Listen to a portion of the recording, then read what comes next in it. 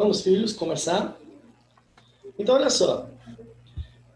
Dentro daquela perspectiva da replicação viral, quando nós debatíamos, então, toda aquela discussão a respeito dos ciclos de infecção viral,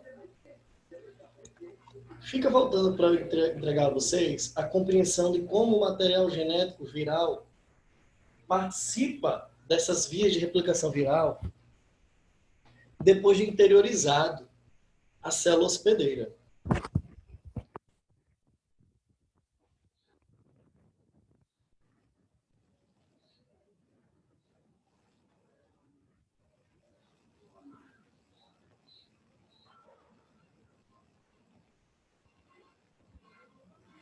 E nesse sentido, o que eu tenho para trazer para vocês aqui de extra é a compreensão de como o metabolismo celular, a partir das informações genéticas do vírus, consegue realizar todo esse processo replicativo dentro do contexto da infecção, certo? Então nós vamos tentar visualizar aqui como é que acontecem esses mecanismos replicatórios para vírus de RNA de cadeia simples. Porque entendendo o que acontece no vírus de RNA de cadeia simples, a gente completa a lógica da biossíntese viral e do processo infeccioso viral. Haja vista que a gente já conhece o comportamento da replicação em material genético de cadeia duplicada. Como assim, professor? Material genético de cadeia duplicada? Nossa célula naturalmente já faz a replicação de estruturas genéticas duplicadas, porque o nosso DNA tem duas cadeias, certo? Quando a gente fala de estruturas de cadeia simples, que é o caso essencial das estruturas virais infectantes de cadeia de RNA,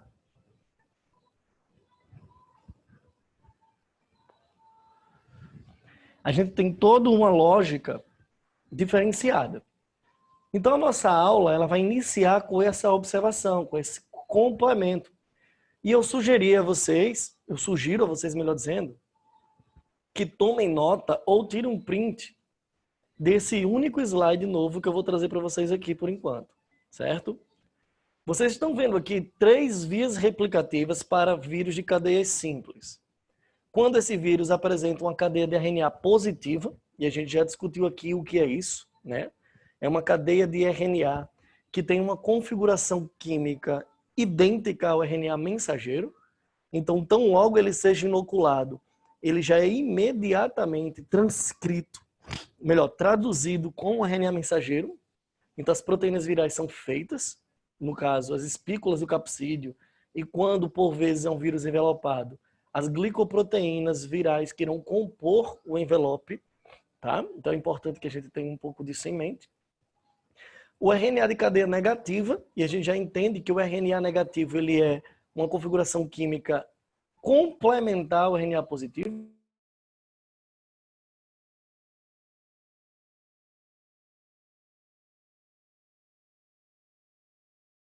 Professor, o áudio está desligado.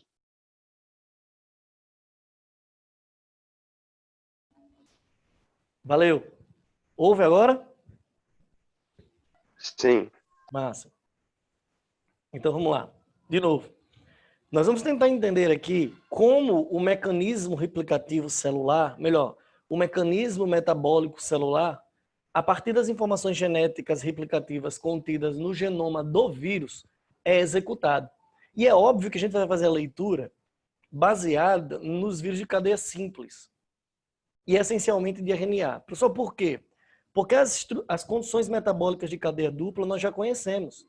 Vocês já estudaram replicação de DNA e sabe que todas aquelas enzimas, aquelas helicases, a tropoisomerase, a DNA polimerase, a RNA polimerase, atua essencialmente sobre essa estrutura. Quando a gente fala em cadeias simples, a coisa é um pouquinho diferente, porque a nossa célula só vai saber manipular cadeias simples de RNA na figura do RNA mensageiro. E a gente sabe que o vírus ele pode ter uma cadeia simples de RNA positivo e de RNA negativo. Quando a gente analisa essas coisas, a gente precisa entender aquilo que eu coloquei para vocês no início da aula passada, quanto à estrutura. A estrutura de RNA positiva do vírus, ela é representada quimicamente numa sequência lógica em que ela tem exatamente o mesmo comportamento químico de um RNA mensageiro celular. Significa dizer, então, que quando um vírus de RNA positivo, ele insere-se na célula, o metabolismo celular o entende como um RNA mensageiro. Então, aquela penca de ribossomos que essas células têm irá traduzir aquele RNA em proteínas virais, proteínas típicas da estrutura do vírus, e proteínas não estruturais, que aquele material genético informe a sua biossíntese. Professor, mas se o RNA for negativo? Professor, e se esse RNA positivo for expresso nas proteínas virais? Quem é que faz as cópias do RNA? Porque os próximos vírus também têm que ter RNA. É isso que a gente vai tentar esquematizar e entender nessa imagem. É o que eu peço que vocês façam. Tire aí um print dessa tela e fique com essas imagens aí para vocês. E vamos começar entendendo aqui uma lógica. Quando nós chegamos na etapa de biossíntese da replicação viral, a gente discutiu a ideia de que todo o conteúdo viral começa a ser fabricado unitariamente em várias cópias, depois ele é reestruturado em vários virion para depois ser liberado, certo? Então, se o vírus anterior ao processo de infecção, ele tinha um material genético, as suas cópias também têm que estar. As suas cópias também têm que ter. O que a gente vai precisar entender aqui é como o material genético viral ele é replicado. E por que a gente vai se limitar ao conteúdo genético de natureza de cadeia simples? Porque a nossa fisiologia celular, naturalmente, já sabe replicar materiais de cadeia dupla. Ora, professor, por quê? Porque o nosso material genético, naturalmente, tem cadeia dupla. O nosso DNA é uma dupla fita, certo? Vocês também já entenderam na aula passada que o RNA de cadeia positiva, na condição de vírus, tem uma mesma leitura de um RNA mensageiro. Enquanto o RNA de cadeia negativa é oposto em termos de sequência de produção. Como assim, professor? Vamos pensar numa molécula de DNA. Deixa eu pegar aqui 2 lápis para servir de exemplo. Se isso aqui fosse uma molécula de DNA, vocês teriam na lógica de construção uma cadeia e uma outra cadeia construída a partir dessa primeira. Lembra lá da replicação de DNA? Uma das cadeias é conservada e usada como molde para a produção da segunda cadeia. Então, elas são complementares. Se eu analisasse isso aqui como RNAs e entendesse que o azul é o RNA positivo e o vermelho é o RNA negativo, nós teríamos moléculas de RNA complementares. Então, veja bem, se eu pegasse o RNA positivo e utilizasse como molde esse RNA para fazer mais RNAs, a molécula de RNA que eu formaria, complementar à primeira, seria uma molécula de RNA negativa. Isso fica claro na cabeça de vocês? Tá tranquilo aqui? Sim? Do mesmo modo que se eu tivesse uma molécula de RNA negativa e construísse outro RNA a partir deste, eu teria uma fita de RNA positiva. Então, na prática, a grosso modo, um RNA negativo, ele é um complemento de interação de bases nitrogenadas do seu RNA positivo.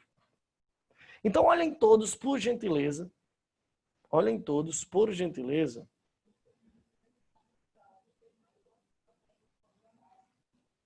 para esse primeiro momento aqui. Ó.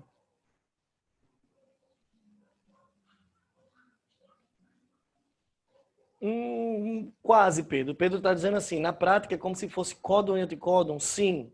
Só que a lógica do códon e anticódon tem a ver com trincas, tá? E aqui a gente está falando de todos os nucleotídeos envolvidos. Então, veja bem, deixa eu pegar aqui um lápis para ver se vocês entendem, rapidinho. Cadê o lápis do PowerPoint? Tá aqui. Pronto. Então, imagine que eu tenho um RNA positivo, certo? Um RNA positivo com a sequência assim, ó. A, U, C, G, G, U, A, certo? E se eu afirmo categoricamente que essa fita de RNA aqui, ó, é uma fita de natureza positiva, no momento que eu construo uma outra fita aqui, complementar a essa, ou seja, UAA, GGC e CGU, eu afirmo que essa complementariedade me entrega uma fita de RNA negativa. Então veja, se isso aqui é um RNA positivo, a partir do momento que eu uso ele como molde para fabricar mais RNA, o resultado é um RNA negativo. Deu certo agora?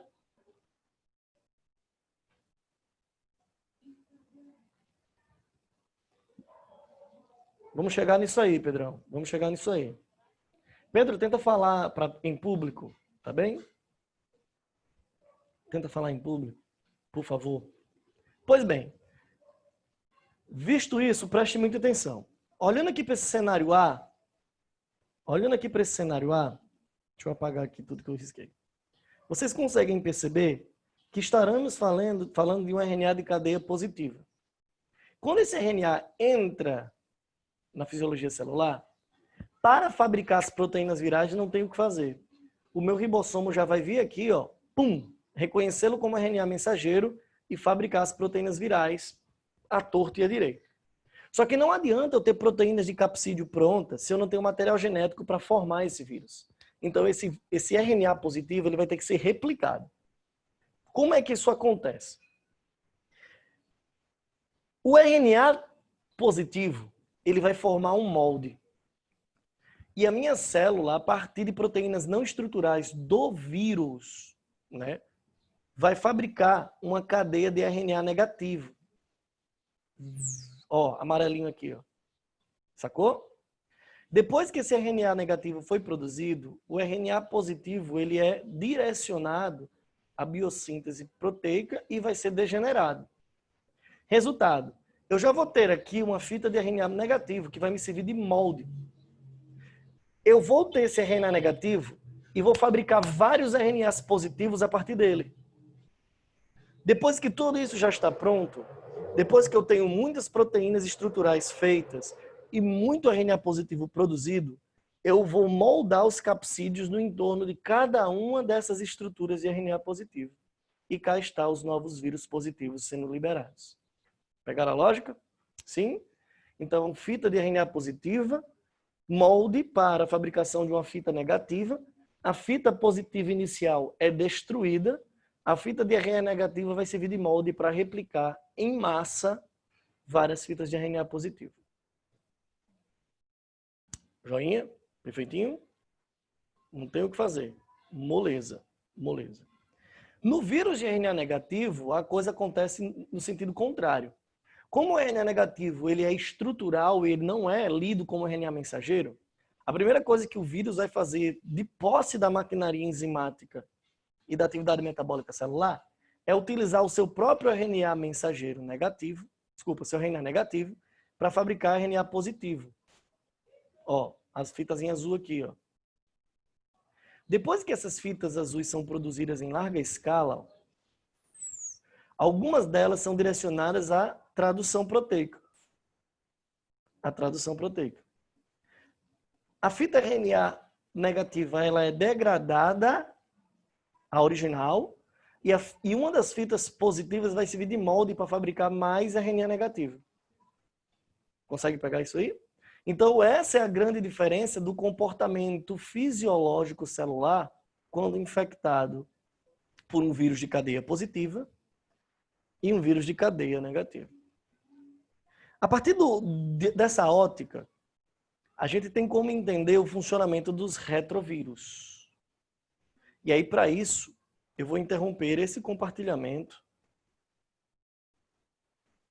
e vou compartilhar o slide da outra aula.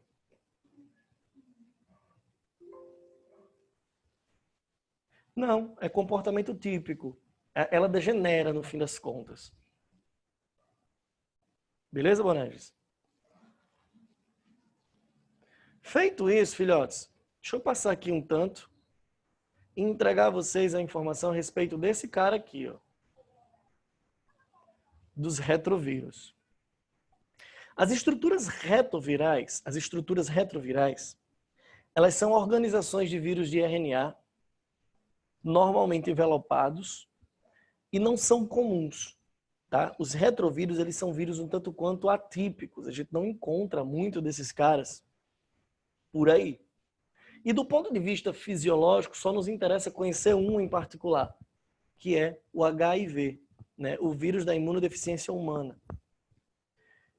Os outros poucos conhecidos, eles não têm interação direta com células humanas, então elas não são objetos do nosso estudo. Mas o comportamento é essencialmente o mesmo. Como é que se dá a atividade infecciosa de um retrovírus, em especial esse tal de HIV?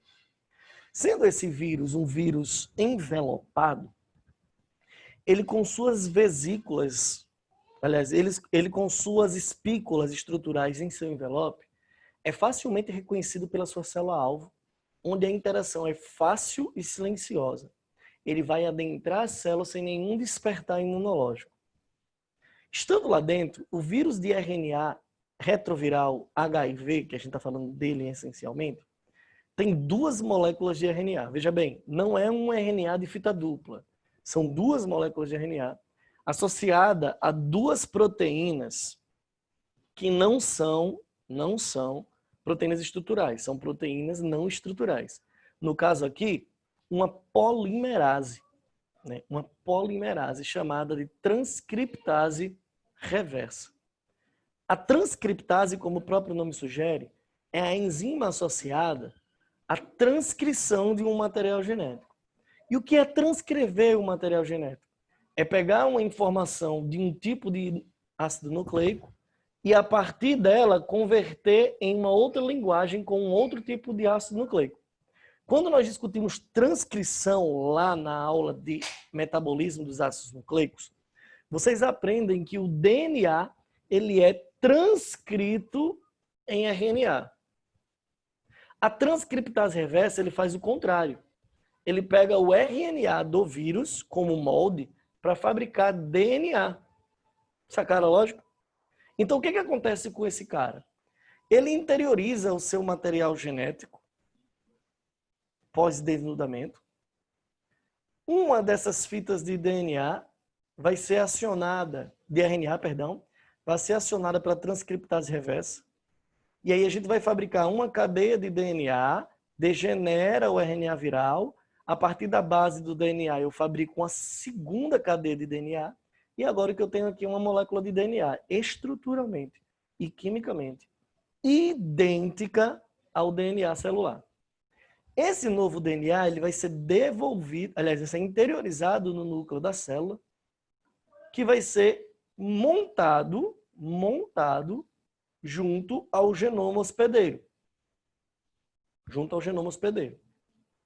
Daqui por frente, quando a célula precisar replicar seus genes e quando as células precisarem transcrever seus genes, ela também vai transcrever o gene viral, fabricando um RNA mensageiro. Esse RNA mensageiro, então, ele vai ser traduzido nas estruturas virais típicas. Quando a tradução dos genes virais acontece, parte da tradução está associada à produção das proteínas do capsídeo.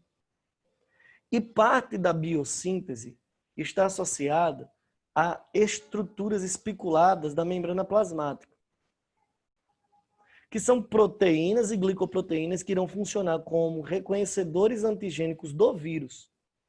Então, esse retrovírus ele é foda.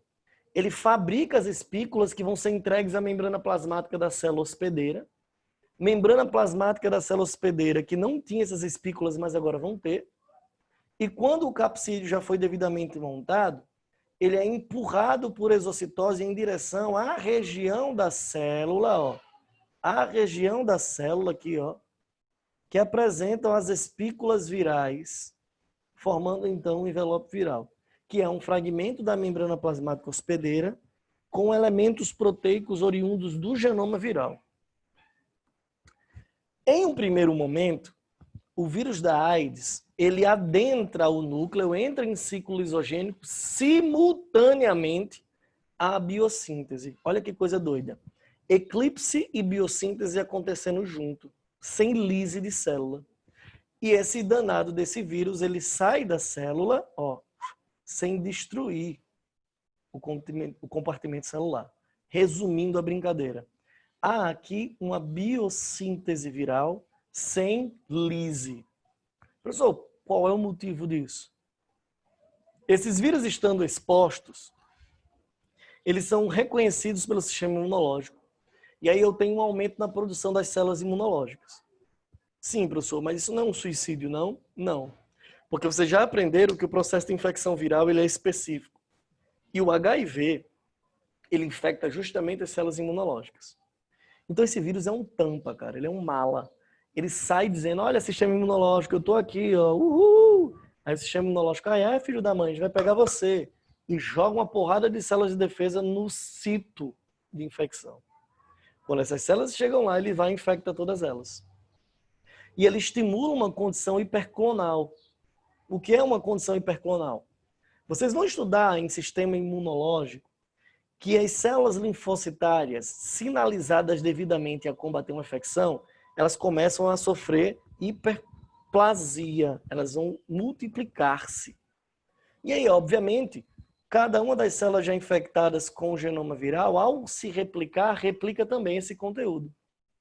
É por conta disso que pacientes soropositivos, por vezes, passam meses, até anos. Alguns já registraram décadas sem ter um sintoma sequer associado à doença. Porém, chega em um determinado momento que esse efeito imunológico ele é grande o suficiente para ter um povoamento celular, um povoamento citológico muito grande, todos infectados, todo mundo sai do ciclo lisogênico e entra em ciclo lítico. E aí o cidadão tem uma imunossupressão severa e imediata. É o que caracteriza, por exemplo, a AIDS, a síndrome da imunodeficiência adquirida. Pegaram, galera? Sim. Não é showzinho isso? Não é lindinho demais, rapaz? É lindinho demais, lindinho demais. E aí, entrando nessa brincadeira, aliás, saindo dessa brincadeira, nós vamos entrar hoje numa discussão um pouco mais inicial, porque são várias doenças, sobre as viroses. Professor, o que danado é uma virose, além do diagnóstico geral dos médicos que não têm boa vontade de trabalhar? Viroses são patologias, são doenças causadas por infecções virais. Assim como bacterioses são infecções bacterianas, assim como protozooses são infecções causadas por protozoários, assim como micoses são infecções causadas por fungos, virose é uma infecção causada por vírus. E aqui nesse ponto, o aluno meu ele é obrigado a não cometer mais a falha de achar que toda e qualquer manifestação patológica, genérica, assim, que é muito comum, todos os sintomas para tudo quanto é condição e humano, seja uma virose. E pior, se no dia que você for ao médico com alguns sintomas muito particulares que nós vamos discutir aqui, ele olhar para você e disser que você tem uma virose e receitar um antibiótico, você vai dar um sorriso, vai agradecer, vai pegar a receita e quando sair do hospital você vai rasgar essa receita. Porque das duas, uma. Ou ele não sabe o que é uma virose, ou seja, o diagnóstico foi dado errado, ou ele viu que era uma bacteriose e disse a você que era uma virose. Então, se ele viu que era uma bacteriose e disse a você que era uma virose, ele está chutando. Ele está reunindo um bocado de sintomas a partir da anamnese que ele fez em você e por não ter ou tempo, ou recurso, ou até mesmo boa vontade de fazer alguns exames, ele simplesmente encaixa aqueles sintomas em uma bacteriose qualquer, entrega a você um antibiótico de largo espectro e te diz que é uma virose, porque todo mundo engole essa desculpa da virose. Certo? Então, muito cuidado com isso aí. Pessoal, não devo tomar um antibiótico? Se você tiver uma infecção viral, não faz o menor sentido tomar um antibiótico. O antibiótico ele só tem efeito bactericida, tudo bem? Não existe antibióticos, pelo menos no conceito central do que é um antibiótico medicamentoso, que venha associar a infecções virais ou de qualquer outro tipo. Professor, mas antibiótico é uma substância química que mata micróbios patológicos. Então, se eu tomar um medicamento para matar um protozoário, já que eu tenho uma ameba, eu estou tomando um antibiótico. Calma. Do ponto de vista farmacológico, antibiótico é uma classe de droga que trata infecções bacterianas. Ponto. Tá bom? Outras medicações vão ser encaminhadas ao tratamento de outros micróbios que venham te matar. Os antimicóticos, os antiprotozoários e por aí vai. Antihelmínticos e por aí vai. Pedro está dizendo, módulo 1 de medicina aí, diagnosticar com má vontade, que sentiu qualquer coisa, ele vai chamar de virose. Mas é por aí. Mas é bem por aí, sabe, Pedro? É porque o pessoal criou no senso comum, e aí tem uma... Como toda regra tem uma exceção, tá, Pedro? Isso que eu afirmei aí tem uma exceção. Existem médicos muito bons que ainda assim usam esse jargão. Mas quando é que eles usam? Quando ele tem ciência que o paciente dele é muito ignorante para entender uma coisa um pouco diferenciada. Sei lá, é aquele pobre coitado sertanejo lá do interior, analfabeto de pai, mãe e parteira, que ele não vai tentar tirar o senso comum da cabeça daquele cara. Se o cara chegar dizendo, eu tô com uma febre interna, ele tá com uma febre interna. Lembrem-se que para vocês que vão querer ser médicos, é mais importante o bem-estar do seu paciente do que o seu cérebro, o seu diploma, tá bom? Então, se ele dizer que está com um revertério, né? Se ele disser que manga com leite vai matar ele, se ele disser que está com febre interna, você não tem o direito de desconstruir ou de tentar desconstruir essa coisa que está na cabeça dele. Porque isso é cultural, isso é ignorância típica de quem não teve a mesma escola que você teve, tá bem? Mas se for você, um cara estudado, formado, enfim, na frente de um médico, ele te tratar como qualquer um, ele não vai precisar ler um tratado de farmacologia na sua frente. Mas ele tem que ser minimamente correto nas explicações que ele lhe dá, para você não cometer besteira na hora que estiver aplicando o tratamento que ele venha a receitar. Pois bem, vamos pensar aqui em antropologia e bioética depois. A gente não precisa discutir isso aqui não. Tá bom? Entendido essa lógica?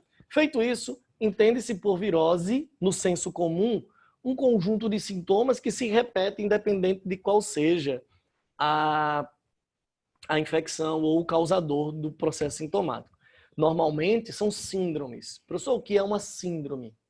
Uma síndrome é um padrão de sintomas que acontecem juntos ou em sequência, em que não necessariamente esses sintomas estejam atrelados ao foco infeccioso. Por exemplo, você tem uma infecção respiratória, como uma gripe. A gripe vai te entregar sintomas respiratórios. Então isso não é sindrômico, não é uma síndrome. Mas quando você tem AIDS, você tem toda uma complicação paralela que vai além do sistema imunológico, que é o foco de infecção do HIV.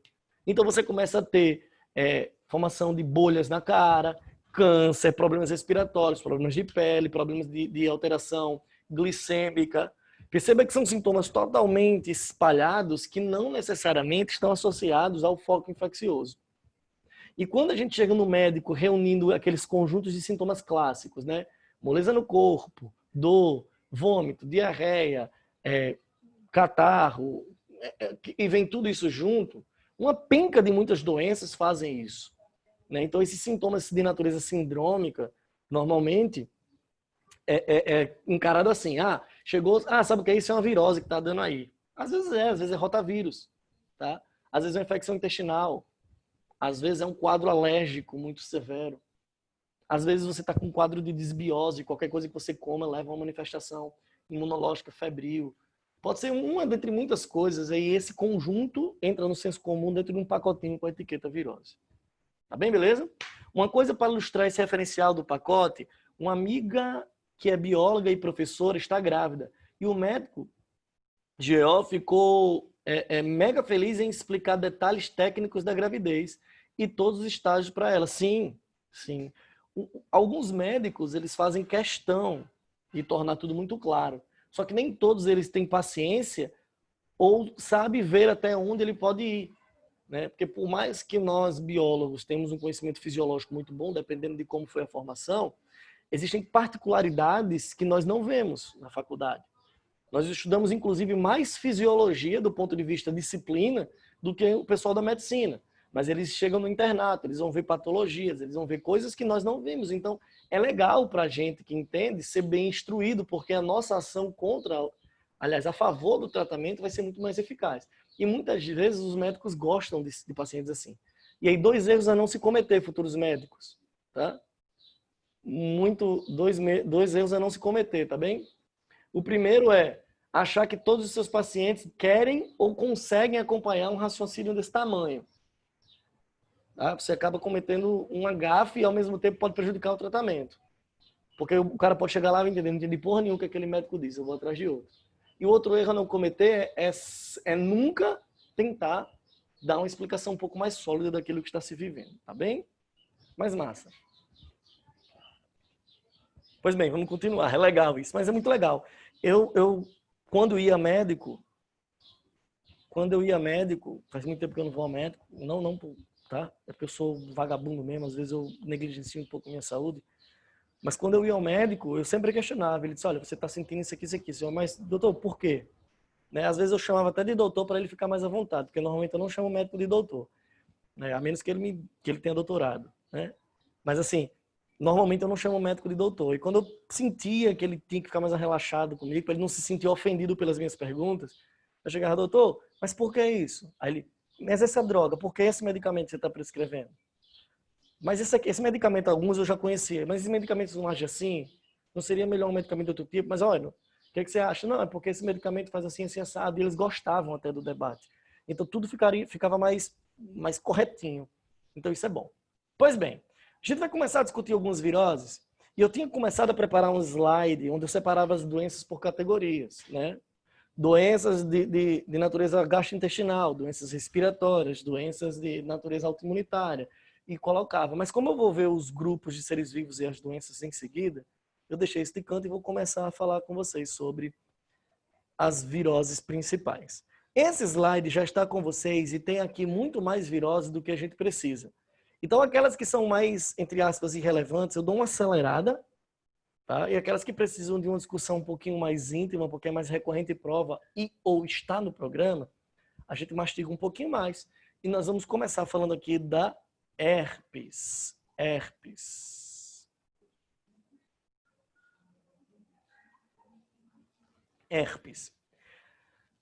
Tá escrito aqui herpes por um motivo muito simples. Eu já disse a vocês que eu só faço slides ou bêbado ou de madrugada. Normalmente os dois juntos. Então, vez por outra, vai acontecer uma coisa aqui. Vocês vão ver que lá no slide de dengue, vai estar dizendo aqui embaixo que dengue não tem cura. Porque eu fiz um Ctrl+C do slide anterior só para substituir dados, esqueci de substituir o último dado, tá?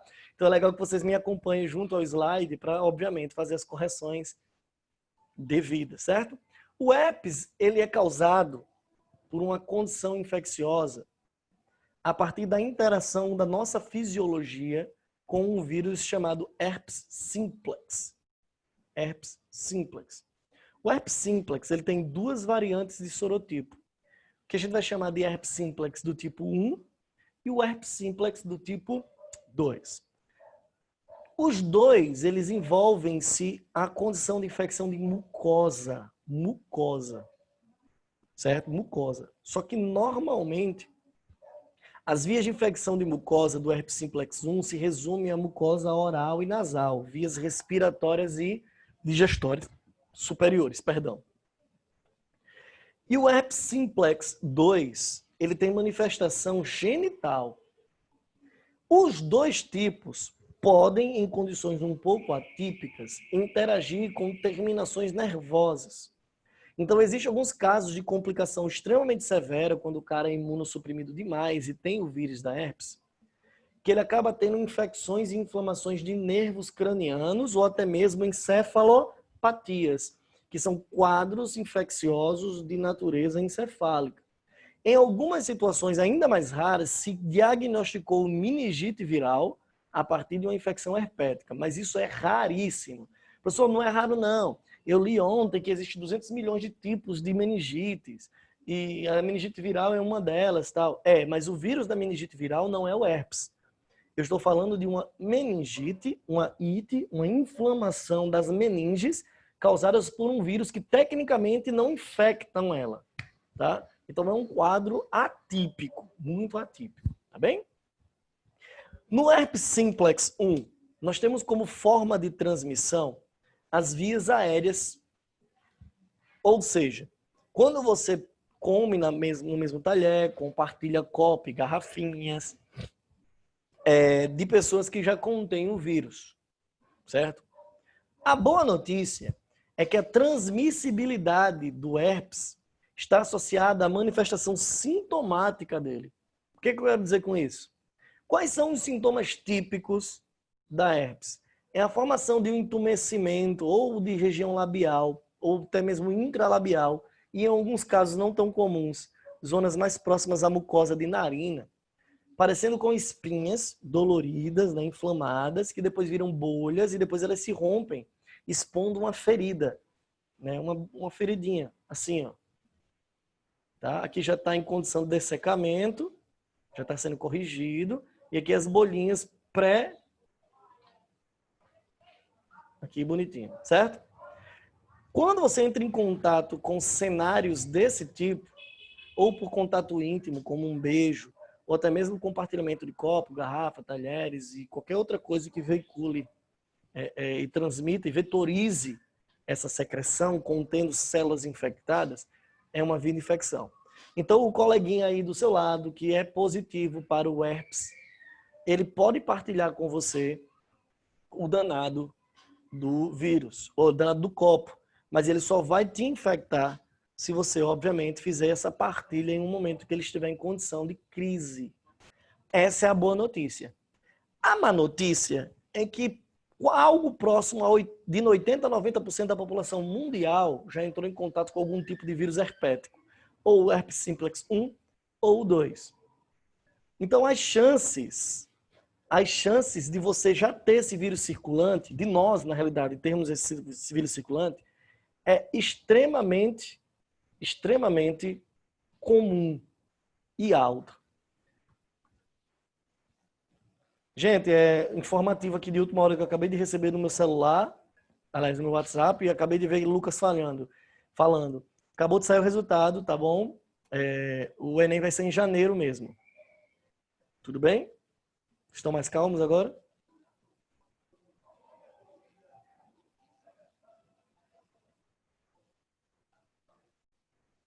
Nada calmos. Vai dar tudo certo, gente. Não vamos sofrer antes da bala chegar, não. Vamos pensar pelo lado positivo, né? Vamos pensar aí no copo meio cheio. A gente vai ganhar 2 meses aí de discussão. Vocês teriam que terminar o programa em setembro, para outubro começar a revisão e fazer a prova em novembro. Tá bem? Então a gente pode ir até dezembro aí de boa, sem a gente sofrer tanto com isso. Karina tá perguntando aqui a data. Ainda não me mandaram não, mas eu olho já, tá, Karina? Só um minuto. Se não me engano, primeiro dia é dia 17. Pronto, o coleguinha respondeu aí. Possivelmente o primeiro dia, dia 17 de janeiro.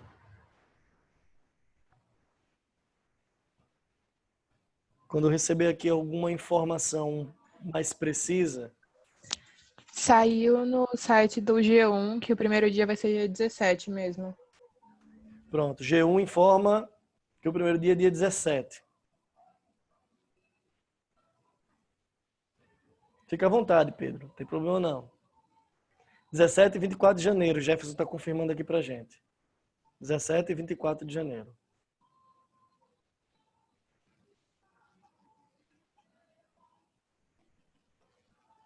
Pois bem, vamos continuar. Carol está perguntando aqui se o herpes é transmitido pela saliva. Mesmo quando o infectado não está em crise. Não. Só é transmitido se ele tiver em condição de crise. Tá bom? Se ele tiver com a pele toda íntegra, a mucosa toda íntegra, não. A gente não tem células infectadas que possam ser veiculadas por via saliva. Se ele tiver uma manifestação de bolha dentro da boca e você não consegue ver, aí é um detalhe. Tá bem? Mas não. E aí, como eu estou dizendo, como eu estava dizendo, o intervalo estatístico de chance de a gente já ter esse cara circulando é muito alto.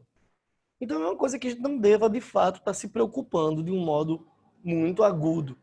Ainda que, obviamente, a gente vai tomar as devidas precauções, certo?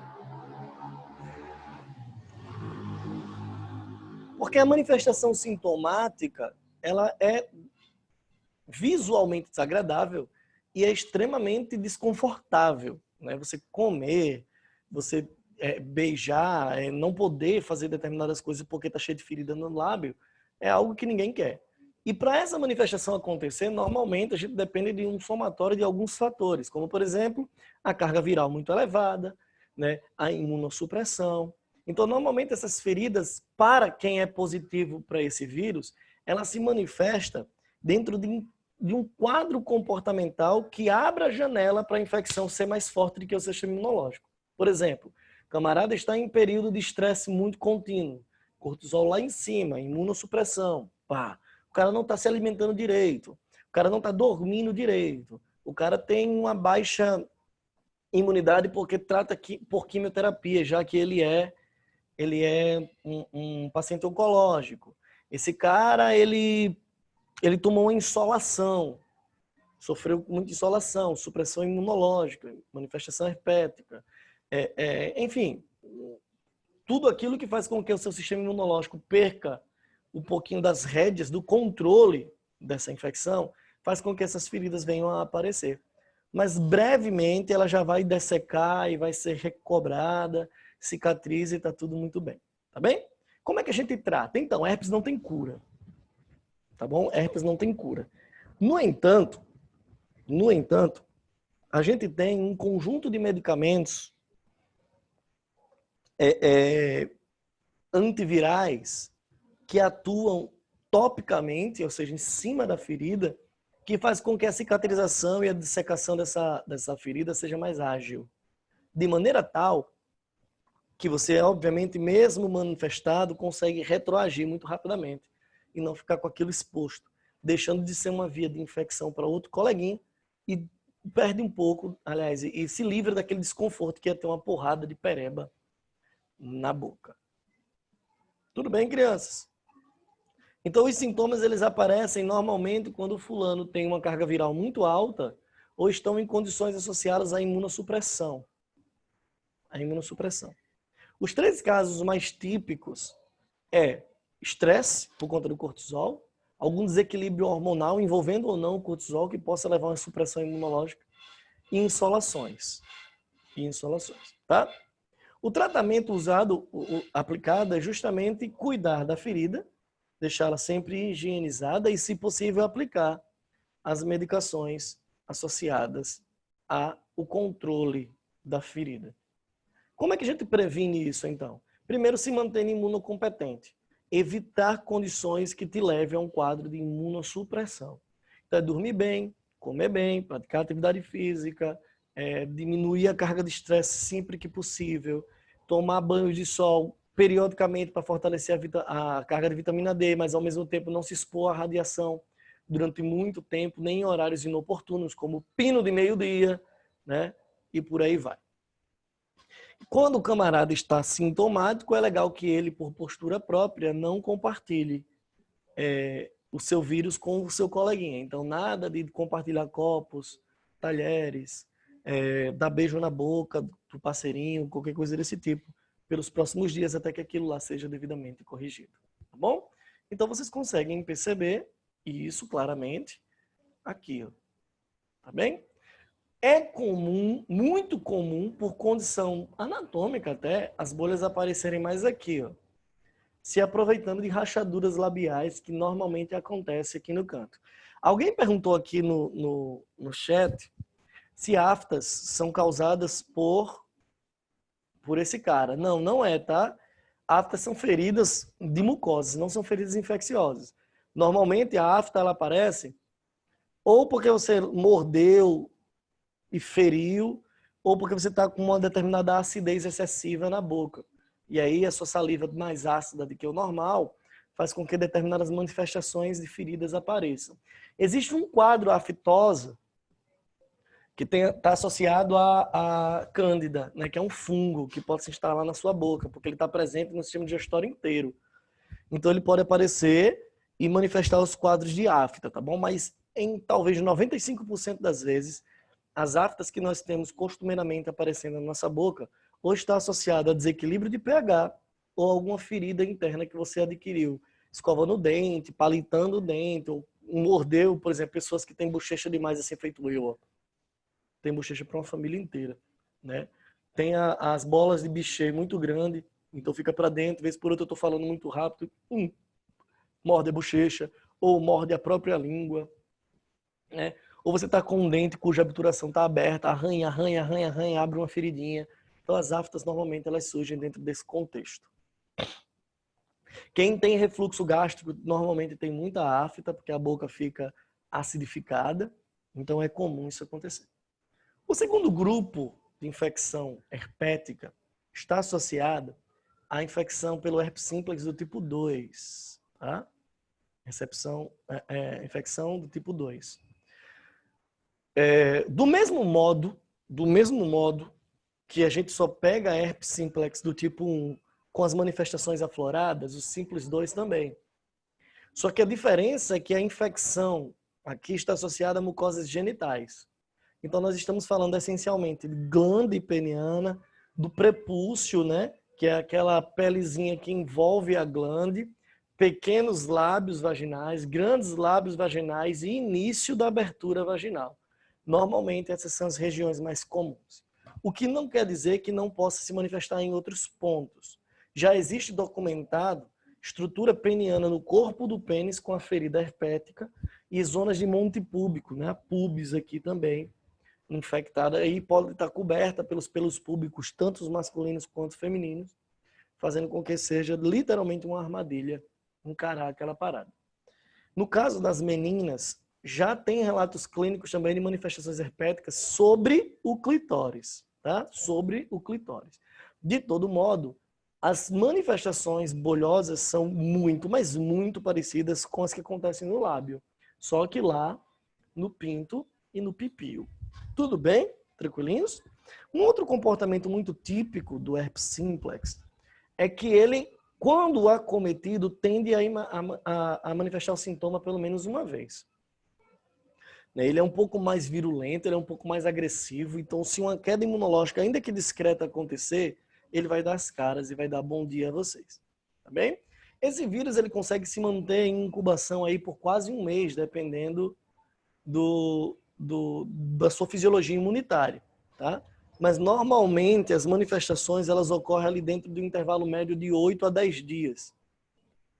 E a transmissibilidade, ela ocorre em condições de manifestação, tá bom?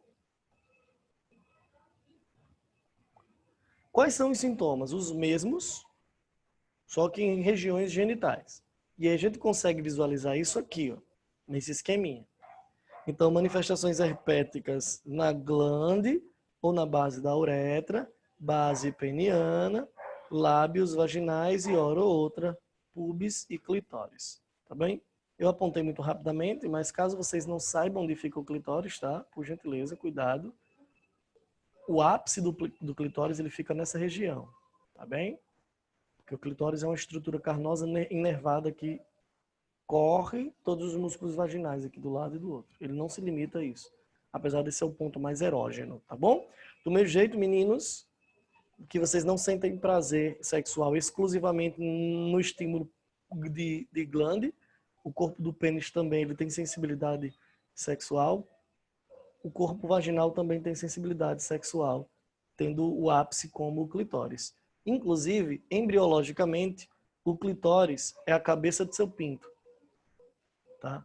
Ele é feito dos mesmos tecidos embrionários e tudo mais. Inclusive, é por conta disso que as cirurgias de remoção de pênis para a construção de uma vagina, as famosas cirurgias de mudança de sexo, como o povo costuma falar, são perfeitas nessas circunstâncias, né? É quase isso, tá, Cíntia? Não é exatamente um pênis atrofiado. Eu diria que aqui é a glândula atrofiada. Por quê? Porque, embriologicamente falando, o corpo do pênis é formado por corpo esponjoso e cavernoso, que correspondem às estruturas musculares da parede vaginal, o grande e os pequenos lábios. Tá? Então, o que acontece é que se eu pegasse um pinto, antes dele terminar de se formar ainda lá no embrião, e desmanchasse ele ia ter exatamente as mesmas constituições teciduais da vagina. Inclusive, o broto genital do menino e da menina são idênticos. Dependendo de como você expressa o cromossomo no Y ou não, vai virar isso aqui ou virar isso aqui. Mas isso é papo lá para embriologia, tá? Isso é papo lá para embriologia. Mas é bonito isso aqui. É bonito. É por isso, por exemplo, que meninos genéticos, né, XY, que não expressam os genes do Y, nascem com vaginas. Porque eu preciso daquela sinalização genética para manifestar um quadro de cascata sinalizadora química hormonal, ainda em período embrionário, para que essa diferenciação aqui aconteça. Pois bem. E aí, obviamente, eu trouxe algumas fotinhas. Uma glândula peniana, tá bem? Uma glândula peniana, 2 virilhas e um corpo peniano. Então o pinto ia seguir aqui, ó. Para frente, tá bom? Esse corpo peniano quase na base do pênis, aqui seria o escroto aqui embaixo, então para vocês situarem anatomicamente o que a gente tá vendo. Certo? Então o que acontece? Entumecimento, bolhas, rompimento das bolhas, inflamações com feridas abertas, ó, assim, que o quadro está um pouquinho mais inflamado, e essas feridas elas vão cicatrizando, vão dessecando e tudo fica tranquilinho. Show de bola? Voltando para cá ainda. Professor, como é que a gente trata esse troço? Do mesmo jeito que trata a herpes simplex, do tipo 1. A gente não tem medicação específica, mas a gente tem então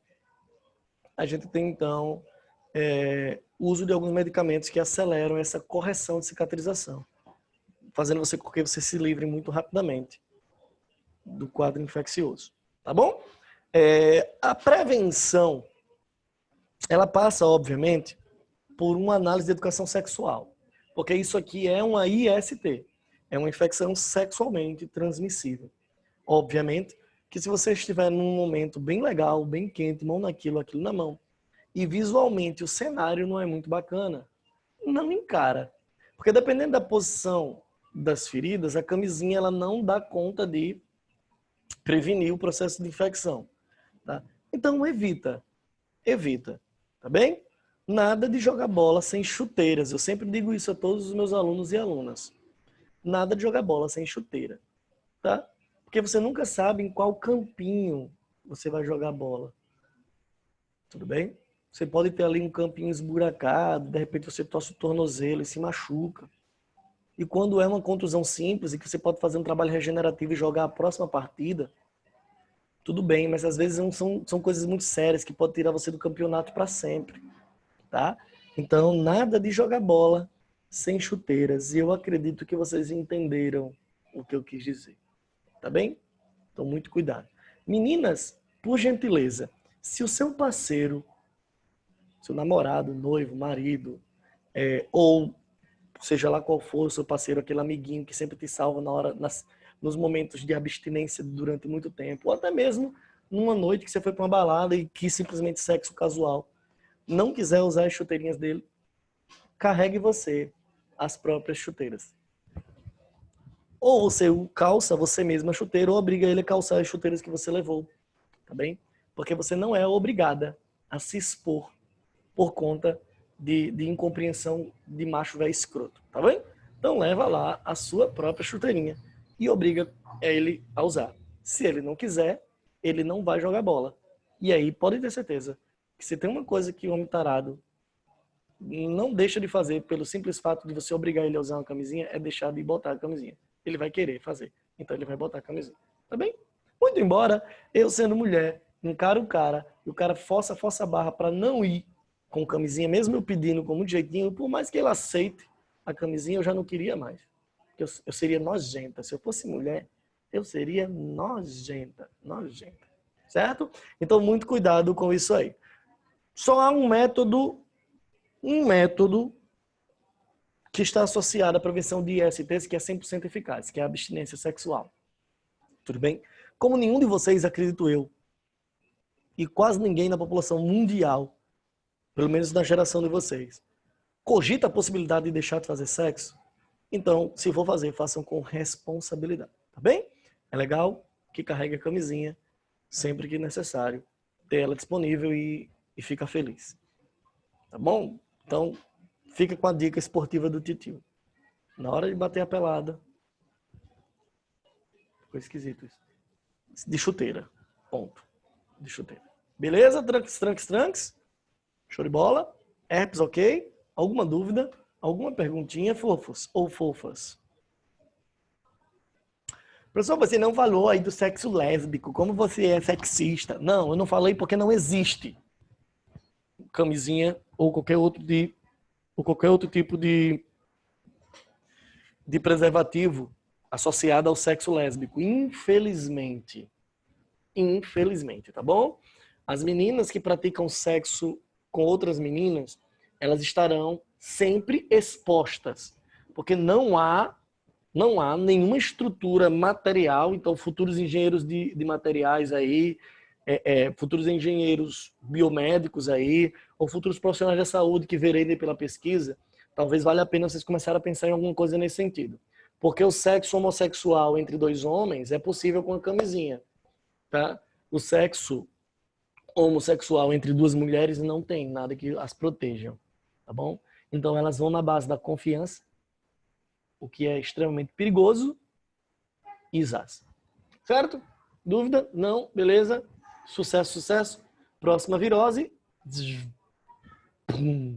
Hepatite. Deixa eu ver se passou alguma coisa que eu não falei aqui no... Não, acho que eu respondi de todo mundo. A Ana Cecília tá mais calma.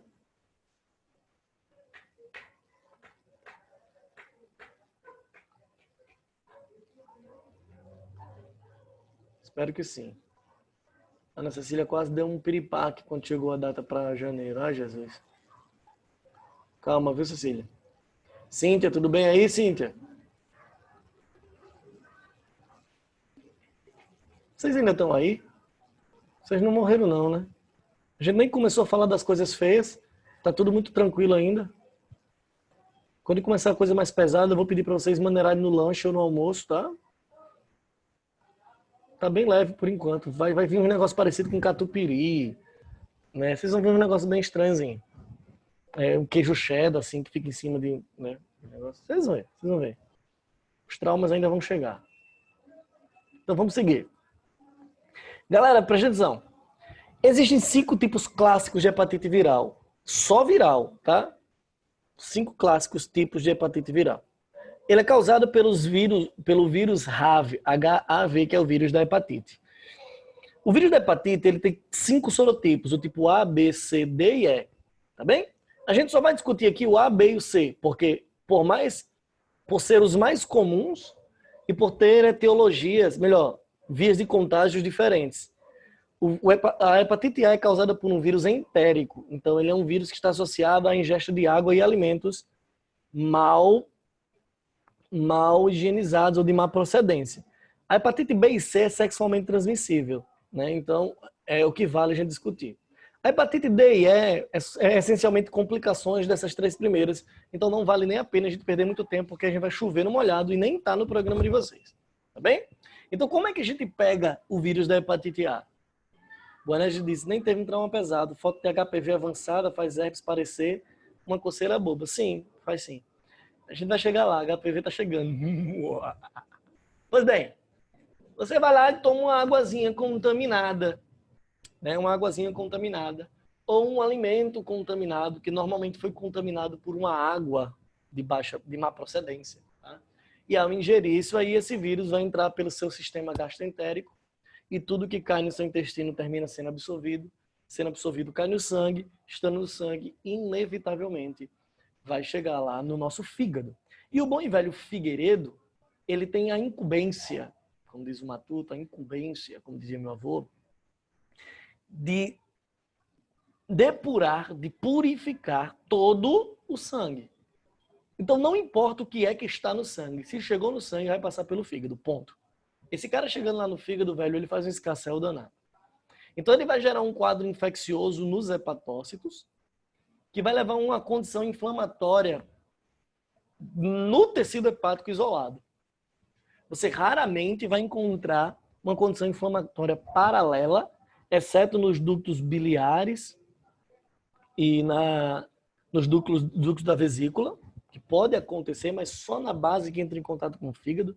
Então, é essencialmente uma infecção isolada, mas só o fígado infectado vai gerar uma complicação danada para o seu comportamento fisiológico. Por quê, professor? Porque o cara é muito importante, bicho.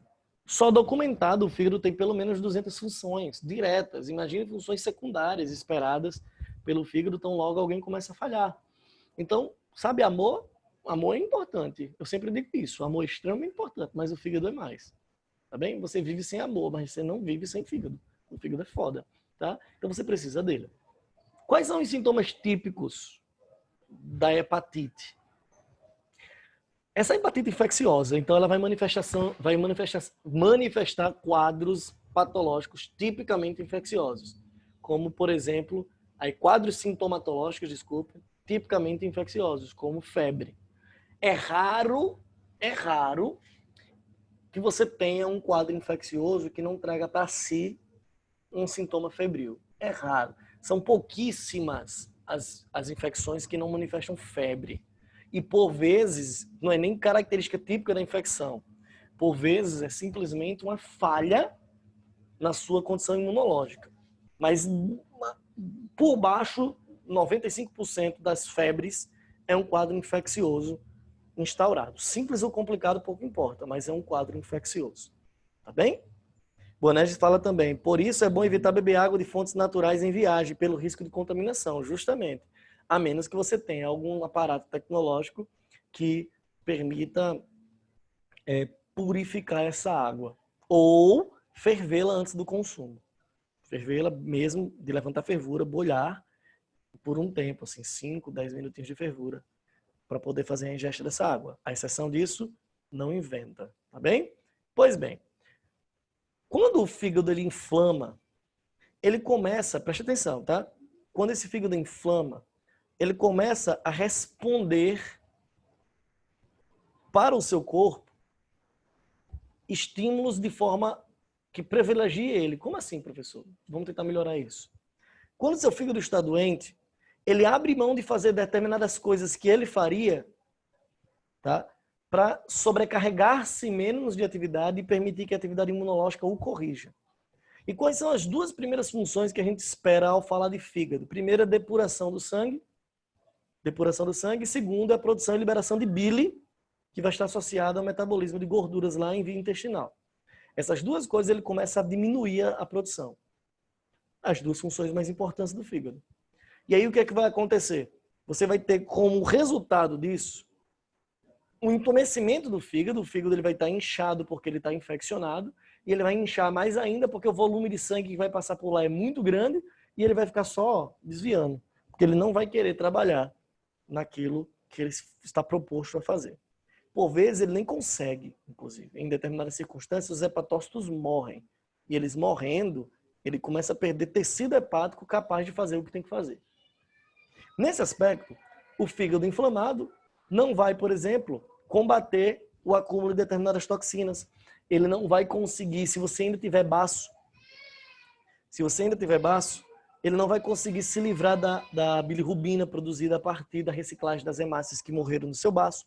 Se você não tiver baço, a coisa ainda é pior, porque quem iria reciclar aquelas hemácias era o fígado, e aí você vai concentrar bilirrubina em quantidades mais altas, e a bilirrubina em altas concentrações, ela é tóxica, né? Toxinas advindas do seu metabolismo de medicações, uso de drogas, tudo isso é seu fígado que faz. E em condição infecciosa, como no caso da hepatite A, tudo isso fica comprometido.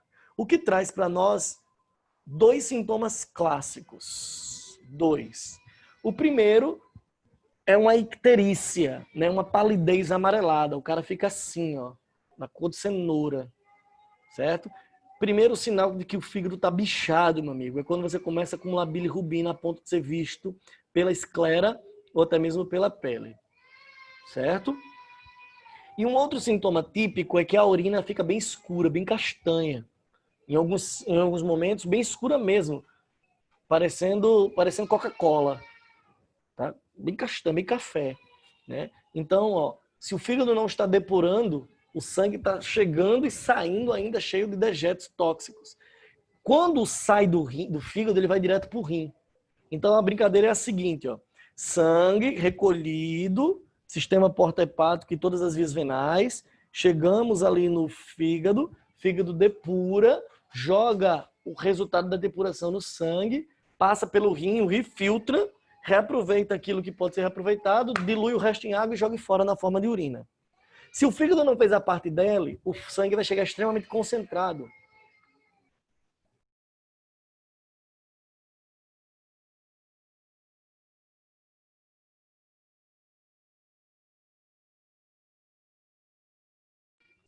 Só um minuto, crianças. Volto já.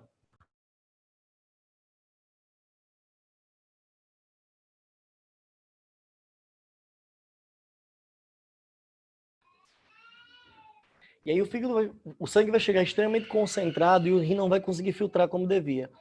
E aí a urina vem muito concentrada, muito escura. Eu não sei se já avisaram isso a vocês, mas quanto mais escura a sua urina tá, mais concentrada, discreta ela vai estar. Né? Então, quando a gente está falando aqui uma urina muito castanha, quase da cor de Coca-Cola, nós estamos discutindo uma urina estupidamente concentrada. E, por vezes, está lá coisas que não deveriam estar lá. Alguns daqueles substratos excretados deveriam estar ainda na fisiologia sanguínea. E não está por conta do comprometimento hepático renal. E aí vai uma dica a futuros profissionais da saúde. O rim é um órgão extremamente fresco, cheio de frescurinha. E o fígado é um tanque de guerra. Tá? Então, o rim, sim, quando a urina está muito concentrada, um amarelo muito forte, é pouca água circulante, tem que beber mais água. Mas estou falando aqui de uma coisa extremamente severa. Né? Então, o rim, ele depende muito da função hepática. Raramente, uma pessoa que apresenta um comportamento hepático crônico, sei lá, uma cirrose ou coisa desse tipo, não venha a ter complicações renais futuras. Raramente isso vai acontecer. Em linhas gerais, machucou o fígado, possivelmente vai machucar também o rim. E vice-versa, tá? E vice-versa, só que o fígado ele suporta um pouquinho mais. Tudo bem? E aí eu tenho os sintomas clássicos do processo de infecção. Febre, normalmente alta, mas moderada ali, controlada, nada aqui de picos de 40, 41, mas normalmente uma febre ali entre 38, 38,5 e contínua, né? Entumecimento abdominal, né? Prolapso abdominal, o abdômen vai ficar inchadinho e dolorido, causando náuseas e vômitos também. E aí há um terceiro sintoma associado à falha hepática, que é a baixa liberação de bile, dificultando o metabolismo de gorduras. E aí, nesse sentido, suas fezes elas ficam esbranquiçadas. Sua fezes tem aquela coloração amarronzada, fruto da digestão de gorduras, né? E do acúmulo de substâncias que são excretadas por via bile, como colesterol e bilirrubina. Saca?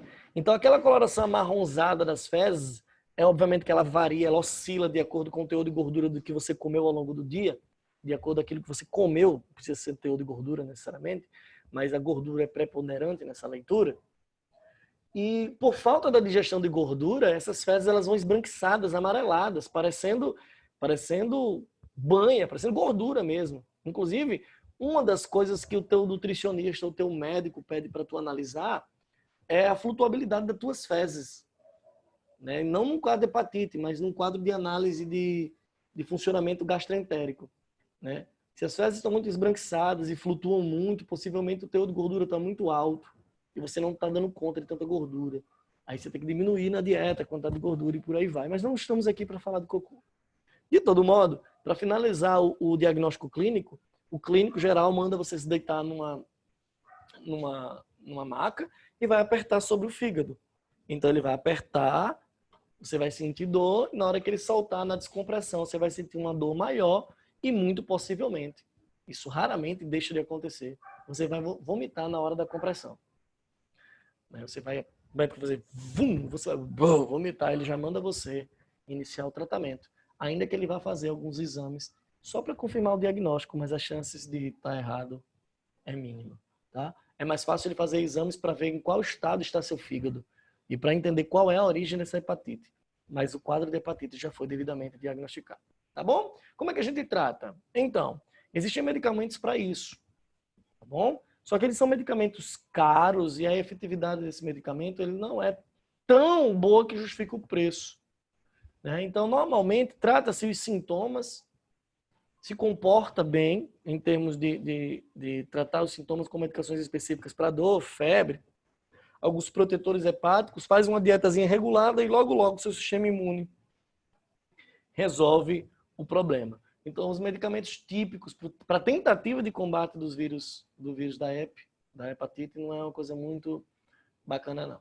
Tá bom? Normalmente, um tratamento bem feito, uma dieta bem balanceada, te entrega uma melhora muito boa, quase 100% em uma semana, 14 dias, você já está bem ali e tal, mas você vai viver com algumas sequelazinhas.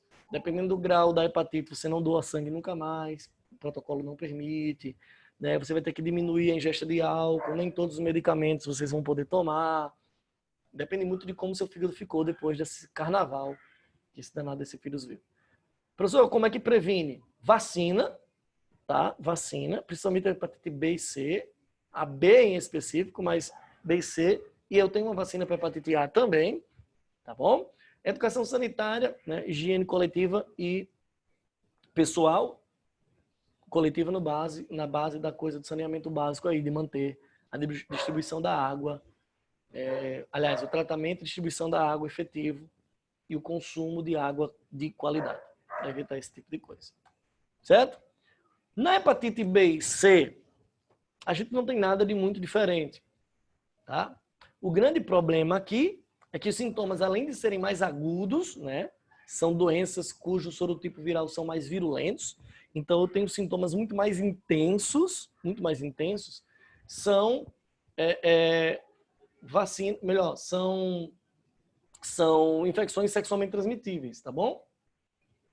São sexualmente transmissíveis. Então, eu tenho fluidos corporais e sêmen, tá dentro desse contexto, garante a infecção por esse tipo de hepatite, tá bom?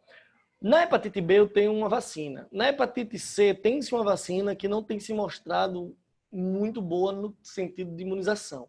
A taxa de imunização é relativamente baixa, mas existe, tá bom? E antigamente a gente visualizava a hepatite C como uma doença que não tem cura, mas tem cura sim.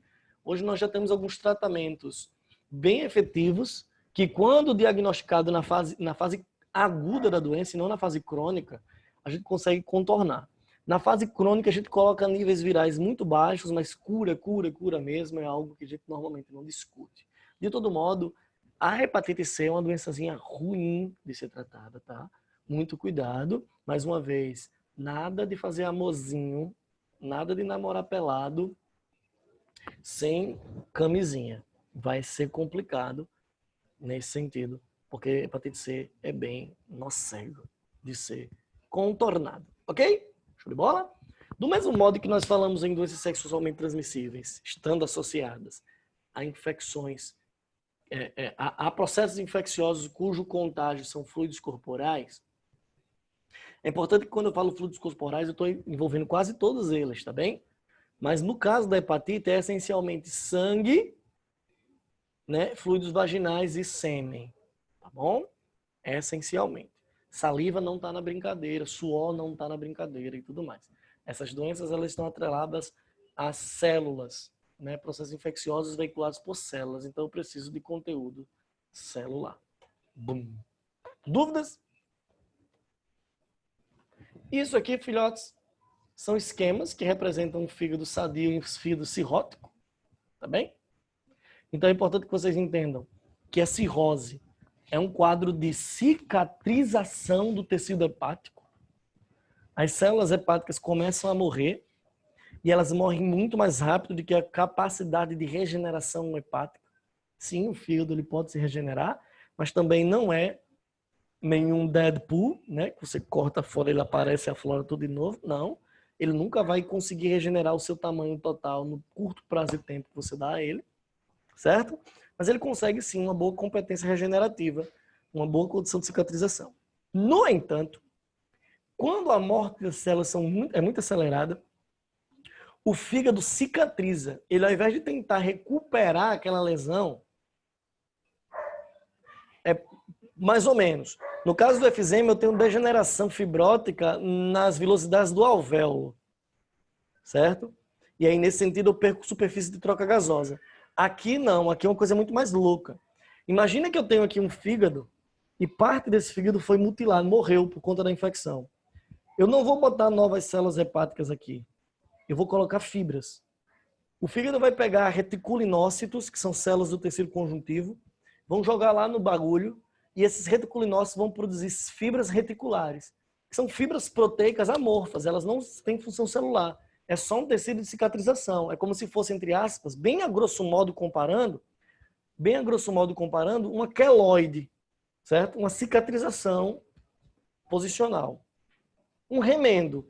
Pronto, bem a grosso modo. Valeu, Bonage. Um remendo. Aquele tecido fibroso lá, ele não vai ter função hepática. E aí, tecnicamente, você está perdendo o tecido hepático. O que faz com que você, obviamente, tenha um comprometimento da função desse fígado. Visto isso, deixa eu voltar aqui para o slide aqui. Pronto. Visto isso, deixa eu ver se eu consigo uma foto de um tecido cirrótico para vocês darem uma olhada. Vou botar aqui cirrose. Fígado cirrótico. Imagem. Boa, massa. Deixa eu pegar, conseguir, acho que alguma coisa aqui legal. Interrompi, compartilhar. Olha que bonito. Olha que bonito. Esse fígado aqui está totalmente comprometido, ó, extremamente inflamado e tecidos fibrosos sendo colocados no lugar. Esse aqui está ainda mais reado. Tá bem? Esse aqui está mais reado. Certo? Ó, tecido fibroso, ele fica grossão, parece língua de vaca. Ó. Olha esse. Olha esse cara aqui. Se bem que esse aqui é esquemático. Deixa eu ver se eu acho um mais legal aqui para vocês. Então, essas situações é o que são chamadas de cirrose, tá? Cirrose. Agora é legal que vocês consigam entender. Olha esse fulano aqui, ó. É legal que vocês consigam entender que a cirrose, ela não se limita a quem bebe, tá bom? É comum, a gente fala em cirrose, o cara já diz fulano de tal, era um beberrão danado. Não. A cirrose, ela pode ser decorrente de uma porrada de coisa. Olha aqui, o fígado cirrótico. E essa, pronto, esse aqui tá ótimo. Essa imagem foi causada por infecção viral. Ó. Então, a cirrose está associada à degeneração do tecido hepático em decorrência de alguma mutilação e alguma lesão inflamatória. Pode ser um tumor, pode ser droga, tá? Medicamentos que vocês usem com frequência, inclusive o paracetamol é a segunda principal causa de hepatites, tá bem? A primeira é o vírus da hepatite A, a segunda é a intoxicação por paracetamol, que é extremamente hepatotóxico, cuidado com isso, tá bem? Então eis aí o danado do fígado cirrótico. Eu vou voltar aqui o slide, porque a coleguinha pediu. Aqui, Karine.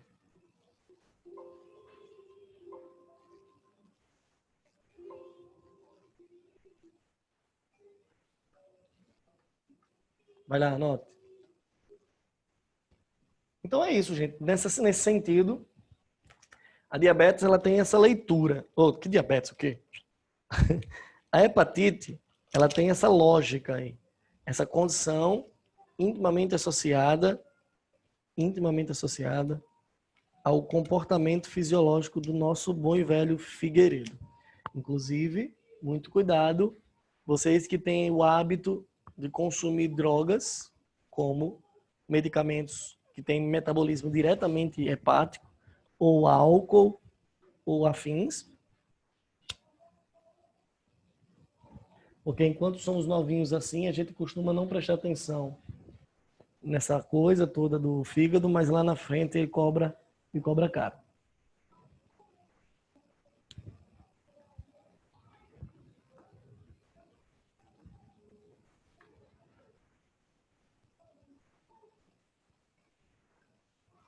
Quando puder aí, avisa, viu, cara? Juros altíssimos, inclusive. É importante que vocês entendam que a depuração do seu sangue, a depuração e o metabolismo de drogas são feitas no fígado na maior parte da situação. Tá bem? Então, se você compromete seu fígado, uma outra doença que não tem nada a ver com o seu fígado, que te exige fazer consumo de determinadas drogas, determinados medicamentos, acaba não sendo devidamente efetiva, porque você não pode usar o fígado para isso, cara. Então é um problema.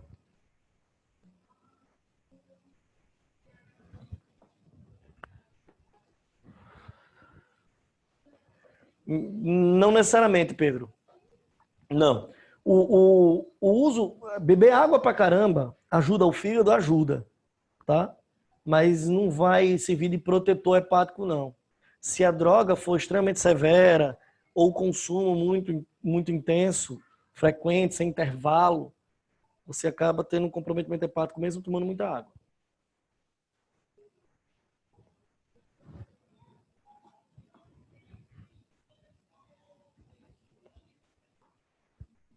É sim, Karine, é sim. Normalmente a hepatite B que evolui para D é um quadro de complicação associado à infecção dupla. Nós temos 2 sorotipos virais simultaneamente infectando o fígado. Então eu tenho esse quadro de troca de cepa. Boné está dizendo que se você beber água em excesso, haverá perda de eletrólitos, você terá outro problema. Entenda que esse excesso é muito mesmo, tipo 10 litros por dia. Tecnicamente, nós deveríamos... O povo fala muito em 2 litros de água mínimo por dia, mas esses 2 litros de água é o saldo, tá? Para você ficar com um saldo de 2 litros de água, você tem que tomar água no entorno de 3 litros e meio a 4 litros, né? Considera-se uma margem interessante algo no entorno de 45, 50 ml por quilo. O mínimo, pronto, o Boné botou aí, ó. O mínimo é algo no entorno de 35 mililitros por quilo.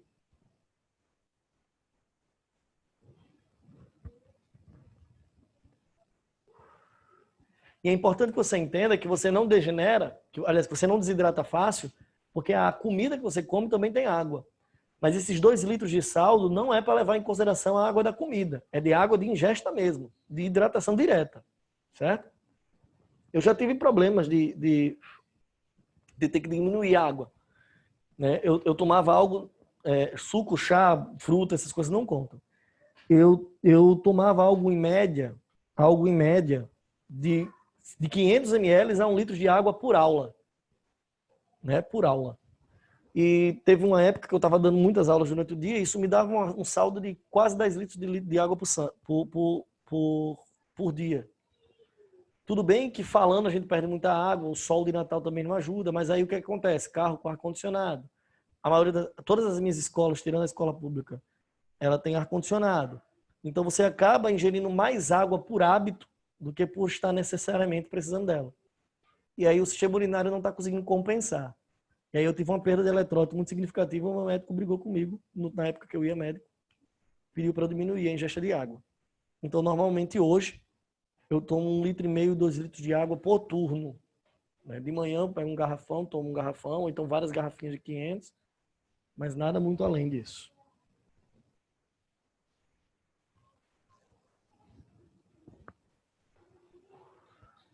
Não só halterofilistas, cara. A galera do MMA, eles desidratam para bater o peso. Eles desidratam para bater o peso. Eu já presenciei, no tempo que Natal ainda inventou de ter uns circuitozinhos de MMA por aqui, eu já assisti porque eu tenho um amigo lutador, eu já vi um cara desmaiar na balança da pesagem, desidratado, para bater o peso. Aí o que é que acontece? Eles murcham, desidratam, batem o peso, aí depois se entopem de água, de isotônicos e comem feito um miserável para aumentar o peso e tirar vantagem disso durante a luta. Pois é, eles são muito doidos, já não basta os cacetes que levam. Pois bem, tudo jóia? Quanto tempo temos, crianças? Que horas são? Por favor, me orientem aí que eu tô perdido.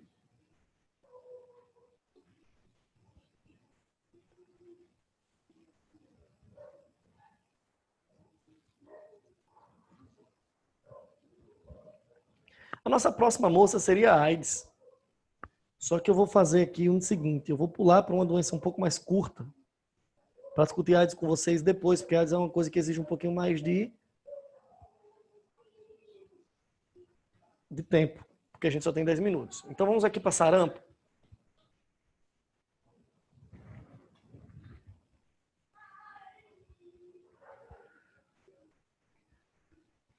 Gente, o sarampo é causado pelo vírus do sarampo, certo? Ele tem um nomezinho complexo, mas a gente prefere intitulá-lo assim. E é uma doença de natureza respiratória com manifestações dérmicas. Tá? O sarampo é uma doença relativamente simples, que ela é bastante perigosa em crianças, na primeira infância, como costumam chamar no senso comum, que é aquela fase inicial até os 10 anos, pré-púbere, e ela pode ser fatal. Tá? Nós estávamos muito bem obrigados com relação ao sarampo até um pouco tempo. E para o Brasil, para a realidade do Brasil, que é um país em ascensão, vamos dizer assim, que tem uma das melhores campanhas de vacinação do mundo, nós estávamos com essa doença em via de erradicação. Faltava muito pouco para a gente anunciar que o número de casos de sarampo no Brasil era irrelevante, era traço, para poder entrar em vias de erradicação. O que acontece é que, dadas essas campanhas antivacinas, esse bocado de imbecil que a gente tem aí no mundo, nós garantimos uma porta de entrada para o sarampo de novo. E o sarampo acabou de se restabelecer no nosso território. Então já tem gente morrendo aí de novo com sarampo, porque não tomou vacina.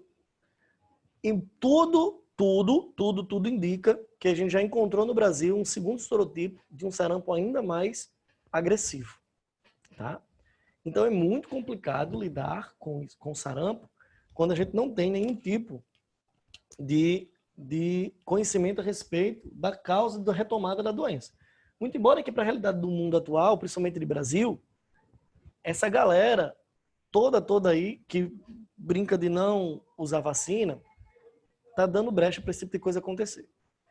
Como é que se pega sarampo? A partir de contato respiratório com pessoa que já está doente.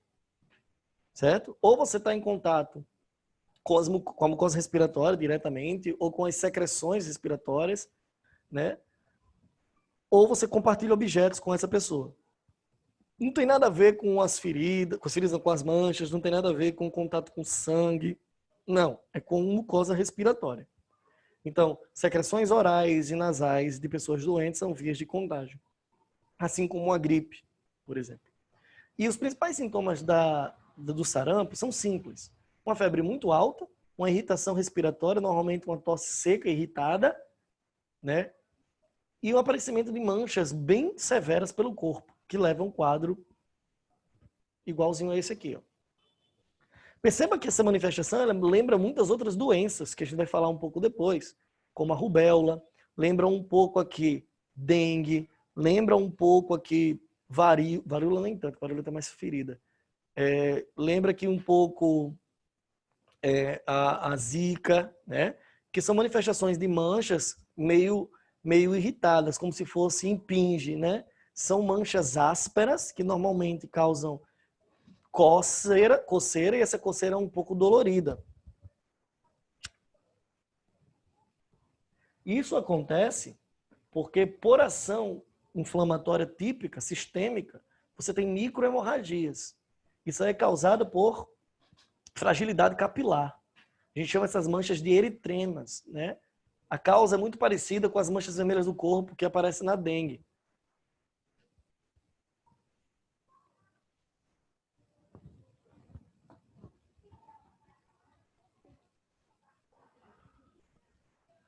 Então é legal ter um pouco de cuidado com o sarampo. Professor, tem tratamento? Não, nós não temos medicações específicas. A boa notícia é que um bom sistema imunológico mantém tudo sob controle. A ideia é controlar os sintomas, tá bem?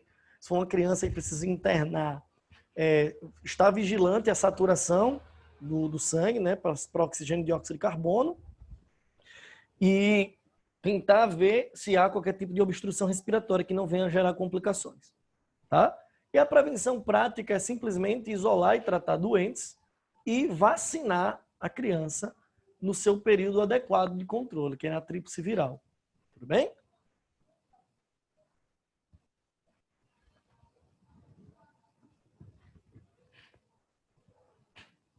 O sarampo no adulto ele não tende a ser tão complicado, mas raramente um adulto tem sarampo.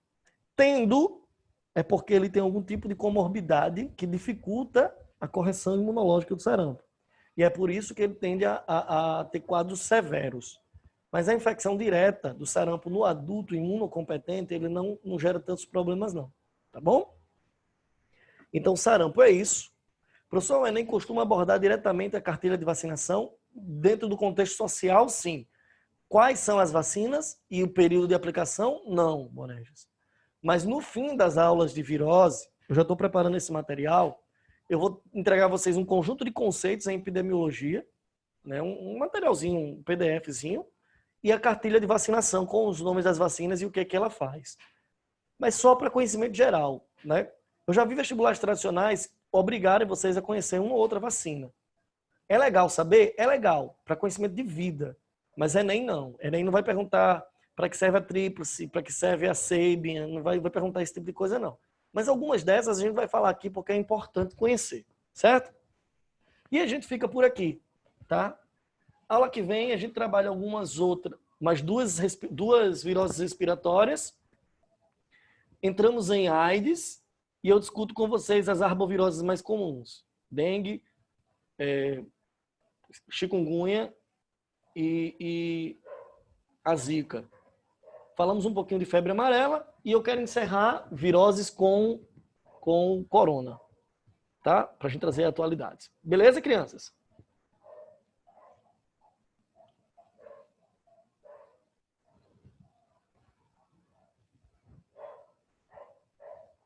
A gente fica por aqui.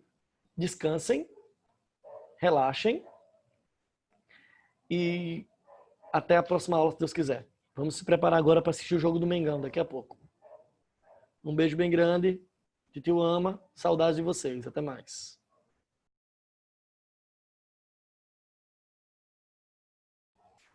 Torça para os bichinhos, eles estão precisando. Torça.